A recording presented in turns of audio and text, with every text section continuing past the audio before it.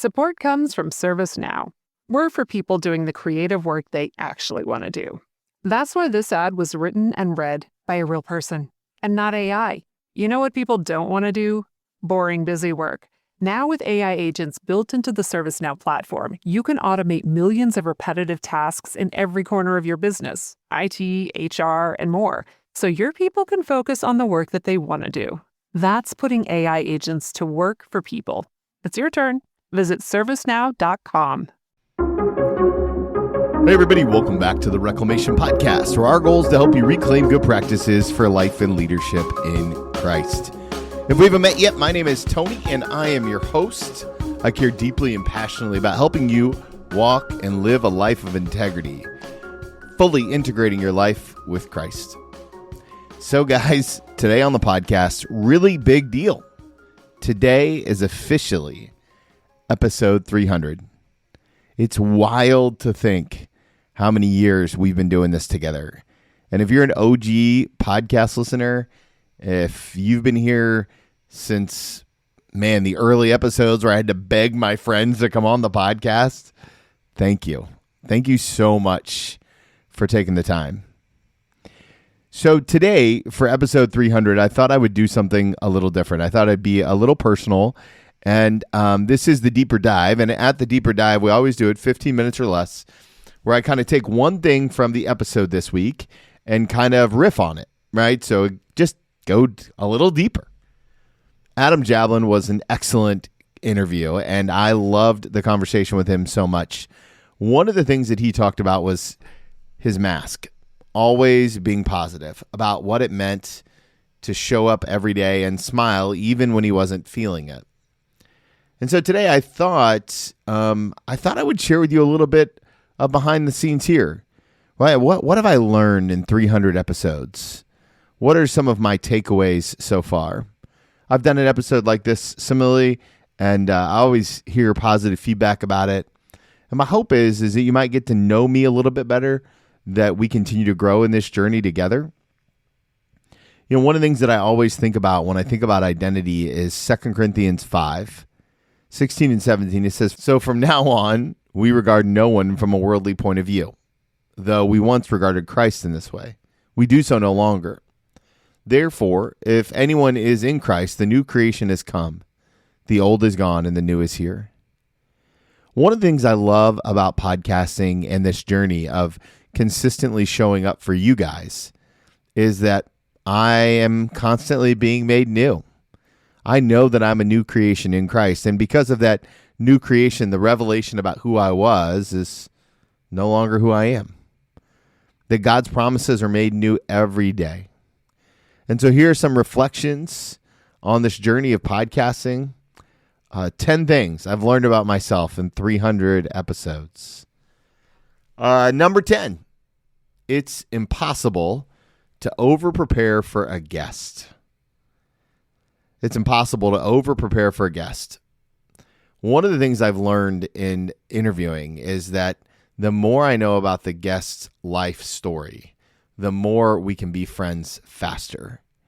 So if I know their story and their book, then it's really easy to jump in and out of where they have been, where they've gone, and maybe even where they're going. All right, so taking the time to really do the research online, to read the book, to go and look at the big picture of their work, you can see a lot from people who have consistently put their stuff online.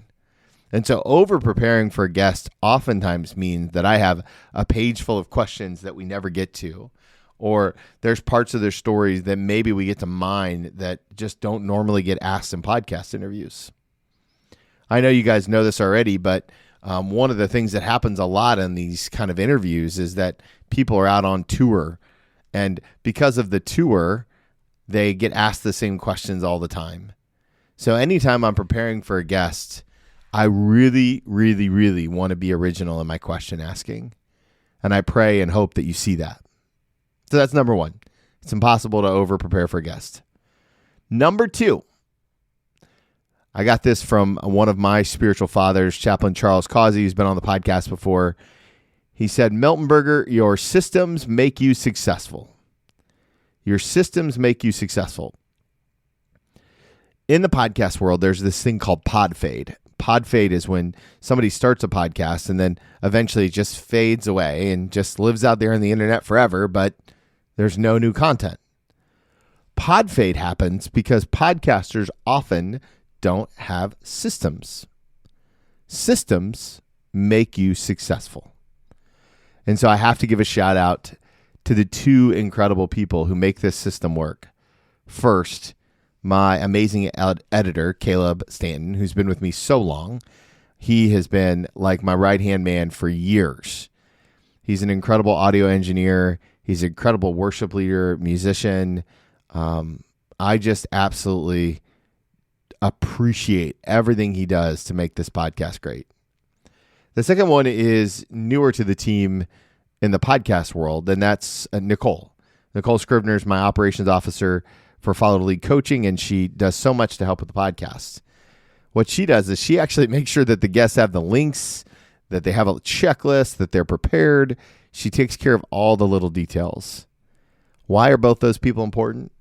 Because the more time I spend doing that stuff is less time that I can prepare for a guest. And so it's stuff that I'm not good at.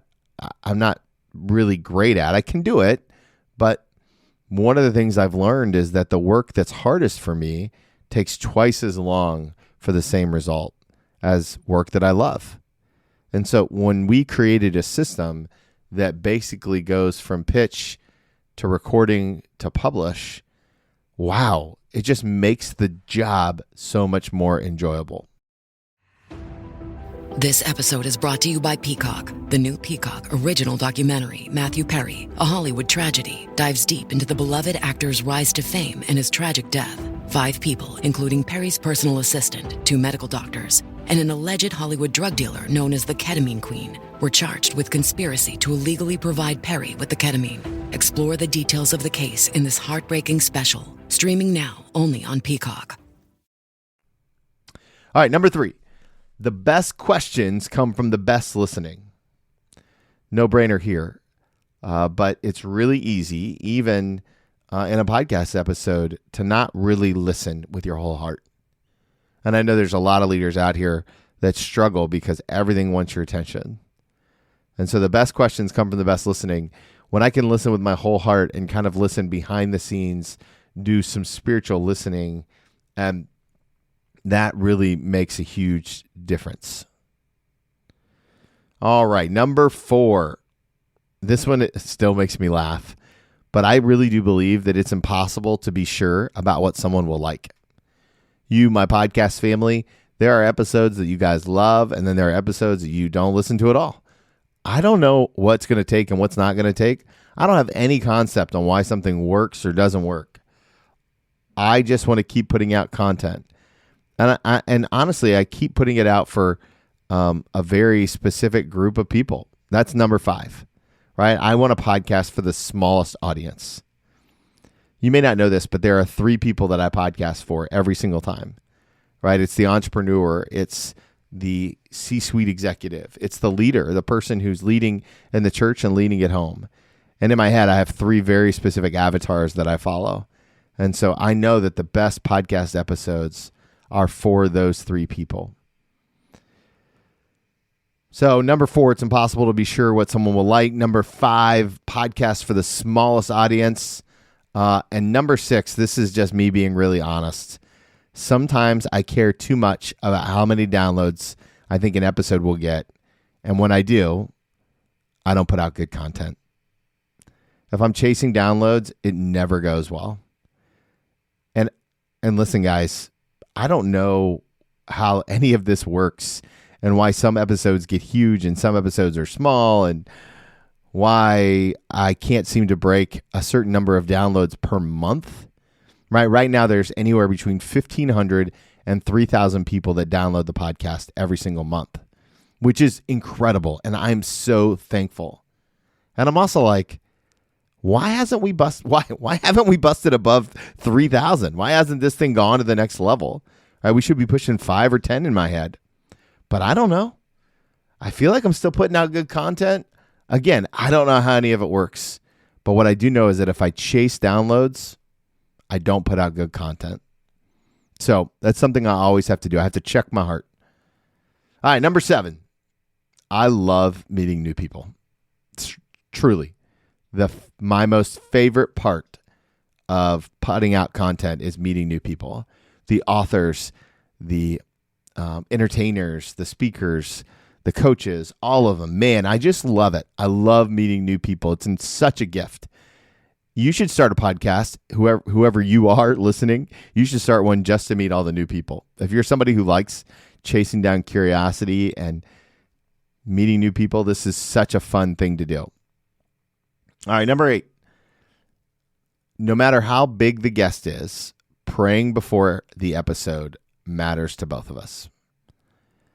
No matter how big the guest is, praying before every episode matters to both of us. A lot of my guests are rushed. They're going from one podcast episode to the next. And one of the things I do before I hit record every single time is I always just say a quick prayer. I just want to surrender this whole thing to God. And that prayer matters so much to the guest and to me. It's really a reset. And sometimes when I'm really nervous about a guest, like I just want to do well, that prayer is about the only thing that gets started in a good way. That's number 8. Number 9, I got this from my podcasting friend, Ryan Hawk. Chase curiosity. If I'm curious about something, chances are good you'll be curious about it too. And that makes good content. Chasing curiosity is so much fun. And it's brought some guests on the podcast that I wouldn't have otherwise gotten. When you're in the podcast business long enough, you start to connect with incredible publicists. My friends over at Epic are awesome, and I love them. I'm so thankful for them. And they send guests, and sometimes guests are like right in my wheelhouse, and sometimes it's a little bit more of a stretch. And so in those moments, you really have to chase curiosity. And number 10, the last thing that I've learned and continue to remind myself every single time I hit record. This is God's podcast. I'm just called to manage it for a season. I really want it to be this honoring thing to God. I want it to move people closer to Jesus, to help people learn about what it means to lean into spiritual disciplines and live a life that's full of integrity, integrated in faith and life. When I live out that purpose, I feel most fulfilled in the work that I get to do here, in coaching, and everything. Man, I just want you to be closer to Jesus.